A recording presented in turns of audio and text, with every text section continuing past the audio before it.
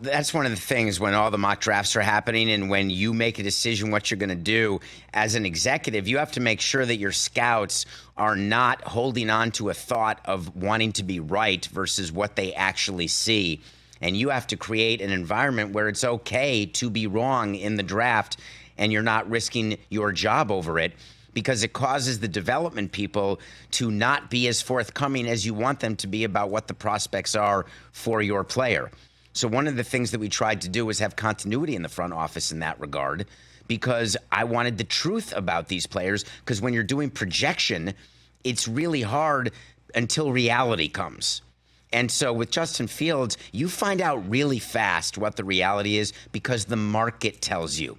We'll go out with a player, we want to test his market. We'll do it all the time. The Bears knew exactly what they were getting. You call the other 31 teams, but you know exactly what you're getting. So it's not a shocking thing to the Bears where they said, oh my God, we thought this was a 2 first-round player, and now look. And so the complicated part is the timing. And that's why when you're looking at drafts and mock drafts and thinking about your team, you have to be thinking about your salary cap. You have to be thinking about, can you win now in your conference, in your division? Or are you acknowledging that this is not a today issue? But then you can't tell your fans that. So the juggling act that happens, Tom, is what fascinates me. And when you're dealing with all of the mock drafts and thinking about this, are you juggling all those things that the front offices are? Well, I think that, I use just the mock drafts as a baseline to kind of investigate and try to figure out what the options are for different teams. But every year there's a surprise in the top 10, if not the top 5, something, that people were not anticipating was going to happen. Every GM, is trying to figure out what the other GMs are doing, which is why I thought it was interesting. Everybody's been talking about Washington with Drake May or Jaden Daniels.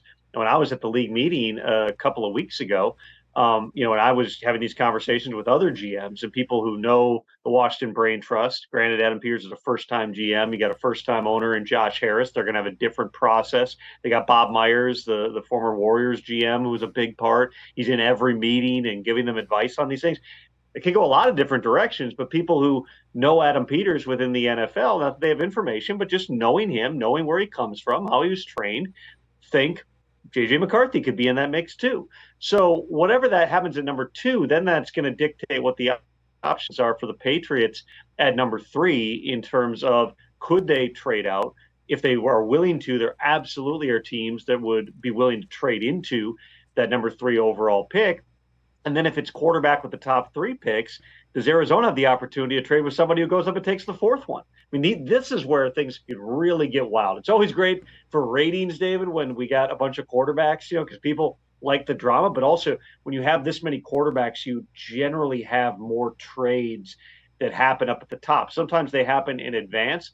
There's also a school of thought that your best offer, if you're the Patriots at number 3, might not come until you're on the clock. Why? Because one team might be willing to trade in blindly to number 3 right now, but after you know who 1 and 2 are, there might be multiple teams that are trying to come into the number 3 overall pick, which is exactly what happened for Monty Ossenfort and the Cardinals last year. The Texans had multiple different plans in place. They had a very good idea Bryce Young was going to go number 1. What they had to figure out was how high up did they need to go to ensure they got both C.J. Stroud and Will Anderson. Turned out they needed to trade all the way up to number 3. Monty Ossenfort stockpiled future draft picks because he's starting a real ground up rebuild in Arizona. Now Monty's sitting there at number 4 and once again could have the top pick.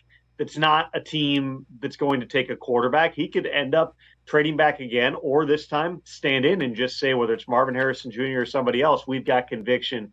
This is our guy. I would tell you this, fairly clear Monty at least is open to listening to offers for that pick. Catch the Rich Eisen Show every single day on the Roku channel, 12 to 3 Eastern, for free.